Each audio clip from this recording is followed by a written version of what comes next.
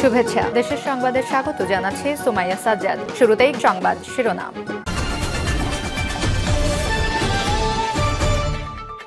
Israeli বর্বরতা বন্ধে সম্মিলিত পদক্ষেপের আহ্বান ডক্টর ইউনূসের। এরপর জানিয়ে দেব আজকের যুদ্ধ স্বাধীনতা এবং সার্বভৌমত্ব রক্ষার বলছেন তারেক রহমান। আরো জানিয়ে দেব ক্ষমতাচ্যুত আওয়ামী লীগও চায় দ্রুত নির্বাচন। এদিকে দুঃখ প্রকাশ করে নিজের অবস্থান স্পষ্ট করলেন সার্জিস আলম। এবং সর্বশেষ জানিয়ে দেব ফ্যাসিস্ট শেখ হাসিনাকে দেশে এনে বিচার করতে হবে বলছেন শামসুজ্জামান দুদু। শিরোনাম শুনলেন, এখন বিস্তারিত। তবে তার আগে ভিডিওটিতে একটি লাইক, কমেন্ট, শেয়ার করে সবাইকে দেখার সুযোগ করে দিতে বিশেষ অনুরোধ রইল।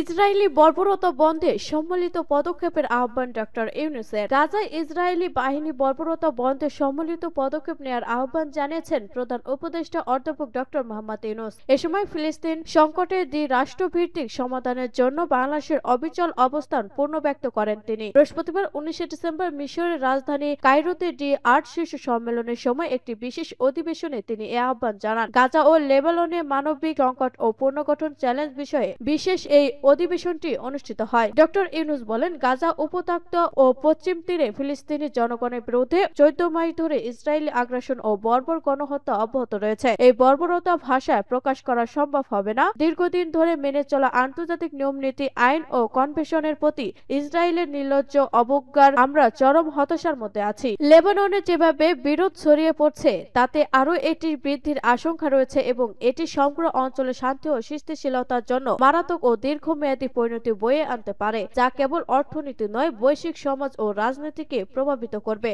তিনি বলেন, বাংলাদেশিরা বরাবরই ফিলিস্তিনিদের সমর্থনে দৃঢ়ভাবে পাশে দাঁড়িয়েছে। আমরা সবসময় ইসরায়েলের অবৈধ দখলদারত্ব এবং সহিংস দমন পীড়নের নিন্দা জানিয়েছি। আমরা গত ফেব্রুয়ারিতে আন্তর্জাতিক বিচার আদালতের সামনেও এ বিষয়ে বিশেষভাবে বর্ণনা করেছি। আদালত অবশেষে ইসরায়েল দখলদারত্বকে তাদের মতামতের অবৈধ বলে উল্লেখ করেছে। বর্তমান পরিস্থিতি নিয়ে বাংলাদেশিরা গভীরভাবে উদ্বিগ্ন উল্লেখ করে প্রধান উপদেষ্টা বলেন, প্রতিটি ফিলিস্তিনের জীবন গুরুত্বপূর্ণ।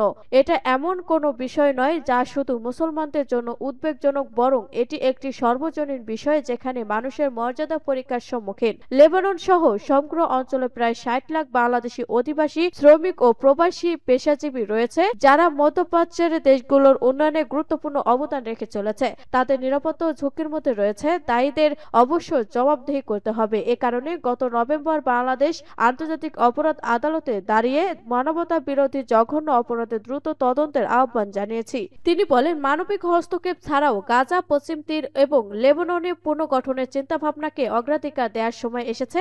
জাতিসংঘ সতর্ক করেছে যে ইসরায়েলের বোমা হামলা পরিপ্রেক্ষিতে 40 বিলিয়ন টন ধ্বংসস্তূপ অপসারণ করতে কমপক্ষে 15 বছর সময় লাগতে পারে। ফিলিস্তিন লেবাননে পুনর্গঠনের ব্যয়ের আনুমানিক প্রকল্প সহ একটি প্রক্রিয়া শুরু করার জন্য D8 নেতাদের প্রতি আহ্বান জানান তিনি। অধিবেশনে অন্যদের মধ্যে মিশরের president Abdel Fattah al Sisi যোগ দেন। আজকে যুদ্ধ স্বাধীনতা এবং সার্বভৌমত্ব রক্ষা বলছেন তারেক রহমান। বিএনপির ভারপ্রাপ্ত চেয়ারম্যান তারেক রহমান বলেছেন, আজকে যুদ্ধ স্বাধীনতা এবং সার্বভৌমত্ব রক্ষার আর যোদ্ধা আমরা সবাই। এ যুদ্ধে যদি জয়ী হতে হয় তাহলে অনবরত আমাদের সংগ্রাম চালিয়ে যেতে হবে। নেতাকর্মীদের উদ্দেশ্যে বিএনপি ভারপ্রাপ্ত চেয়ারম্যান বলেন, ষড়যন্ত্র থেমে নেই। আপনারা গণতন্ত্রের জন্য লড়াই সংগ্রাম করেছেন, হত্যার শিকার হয়েছেন, জেল জুলুমের শিকার হয়েছেন, মামলার শিকার হয়েছেন, অত্যাচার নির্যাতনের কারণে দিনের পর দিন জঙ্গলে থাকতে হয়েছে, ধান খেতে থাকতে হয়েছে। আপনারা সেই পরীক্ষা দিয়ে এসেছেন, কিন্তু সামনে পরীক্ষা শেষ হয়ে যায়নি।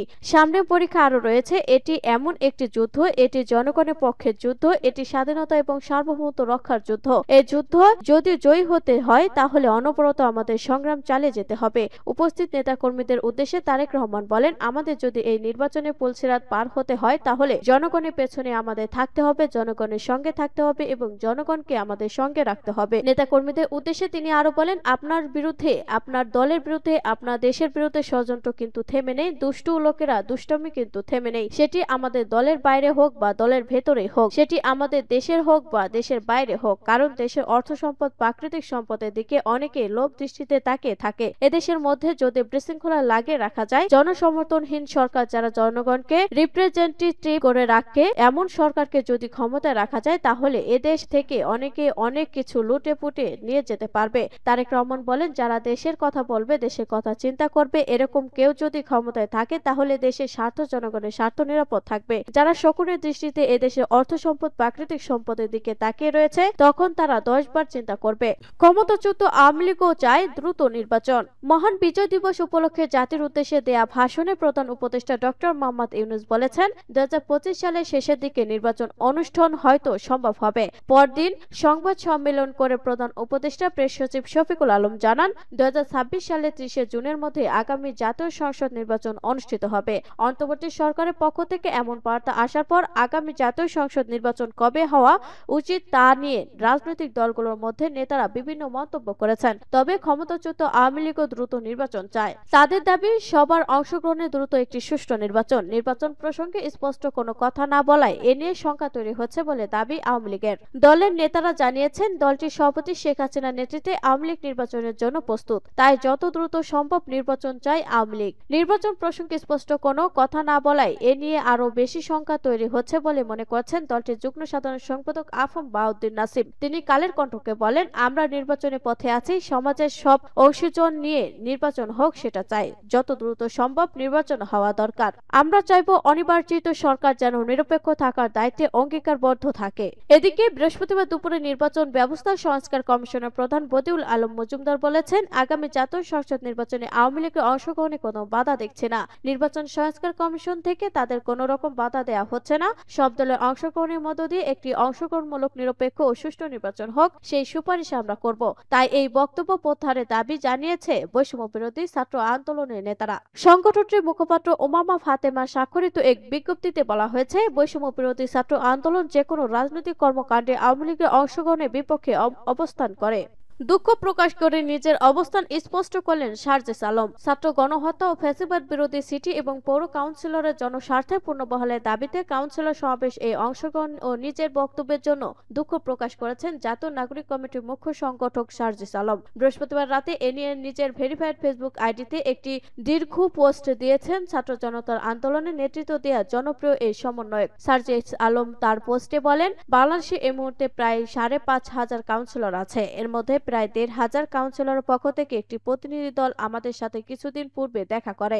গুরুত্বপূর্ণ বিষয় হচ্ছে, তারা স্পষ্ট ভাষায় বলেছিল, আমরা সকল কাউন্সিলরদের প্রতিনিধিত্ব করছি না, বরং আমরা 5,500 মধ্যে 1,500 ও কাউন্সিলরদের প্রতিনিধিত্ব করছি। তাদের ভাষ্য ছিল, ফ্যাসিস্ট আওয়ামী লীগের আমলে আওয়ামী লীগ ও তাদের দোসর ব্যতীত বিএনপি, জামায়াত এবং স্বতন্ত্র জায়গা থেকে যারা প্রতিনিধিত্ব করে নির্বাচন হয়েছে, তারা তাদের প্রতিনিধিত্ব করছেন। যদিও আওয়ামী লীগ আমলে নির্বাচন যে প্রশ্নবিদ তা নিয়ে আমার সন্দেহ নেই। তিনি বলেন, তাদের কিছু গুরুত্বপূর্ণ মতামতের সার্বভৌম অনেকটা এমন, প্রথমত নির্বাচনে তারা দলীয় প্রতীকে অংশগ্রহণ করেনি। পাশাপাশি বিগত 16 বছর ফ্যাসিস্ট আওয়ামী লীগের মাধ্যমে তারা বিভিন্নভাবে অত্যাচার, নির্যাতন, মামলা ও জেল জুলুমের শিকার হয়েছেন। তারপরও ব্যক্তিগত গ্রহণযোগ্যতায় তারা নির্বাচন করে জয়লাভ করেছেন। 24-এর ছাত্র জনতার অভ্যন্তরে তাদের সক্রিয় অংশগ্রহণও ছিল, যা তাদের মধ্যে কয়েকজন ছবি ও ভিডিওর মাধ্যমে দেখিয়েছেন। তাছাড়া ইউনিয়ন পরিষদে দলীয় মার্কায় ফ্যাসিস্ট আওয়ামী লীগের অনেকে নির্বাচিত হয়েও এখনো স্বপদে বহাল আছে। ফ্যাসিস্ট শেখ হাসিনাকে দেশে এনে বিচার করতে হবে বলছেন শামসুজ্জামান দুদু। বিএনপির ভাইস চেয়ারম্যান শামসুজ্জামান দুদু বলেছেন, দেশকে ধ্বংস করে পালিয়েছেন ফ্যাসিস্ট শেখ হাসিনা। তাই শেখ হাসিনাকে দেশে এনে আইনের আওতায় নিতে হবে এবং জুলুম, অত্যাচার আর খুনের বিচার করে দৃষ্টান্ত উপস্থাপন করতে হবে, যাতে করে আর কোনো দানব সরকারের আসার সম্ভাবনা না থাকে। বিএনপির রংপুর বিভাগীয় সাংগঠনিক সম্পাদক অধ্যক্ষ আসাদুল হাবিব দুলুর সভাপতিত্বে বিএনপি কেন্দ্রীয় নেত্রী বেবি নাজনীন সহ অন্যান্য নেতারা বক্তব্য রাখেন। শামসুজ্জামান দুদু বলেন, শেখ হাসিনা সরকারের লুটপাটের কারণে দেশের সব দিকে এখন শুধু হাহাকার। তারা সব ধরনের ব্যাংক, বীমা ধ্বংস করে দিয়েছে, নির্বাচনী ব্যবস্থাকে নষ্ট করেছে। এই ভাঙ্গা দেশকে পুনর্নির্মাণে বিএনপিকে দায়িত্ব নিতে হবে। বিএনপি অতীতের মতো নির্বাচনের মাধ্যমে গণতন্ত্র প্রতিষ্ঠার মধ্য দিয়ে ক্ষমতায় আসবে। এজন্য সংগঠনকে আরো সুসংগঠিত করতে, শক্তিশালী করতে বিএনপি মাঠে নেমেছে। তাই সবাইকে ঐক্যবদ্ধ হয়ে কাজ করতে হবে। তিনি আরো বলেন, বিএনপি ভারপ্রাপ্ত চেয়ারম্যান তারেক রহমান বলেছেন, আগামী নির্বাচন আমাদের জন্য কঠিন হবে। এজন্য আমাদের তৈরি হতে হবে সেভাবে। সব অপশক্তি প্রতিরোধে সতর্ক থাকতে হবে। এ সময় তিনি নির্বাচন নিয়েও সতর্ক থাকার পরামর্শ দিয়েছেন সব পর্যায়ের নেতাকর্মীদের।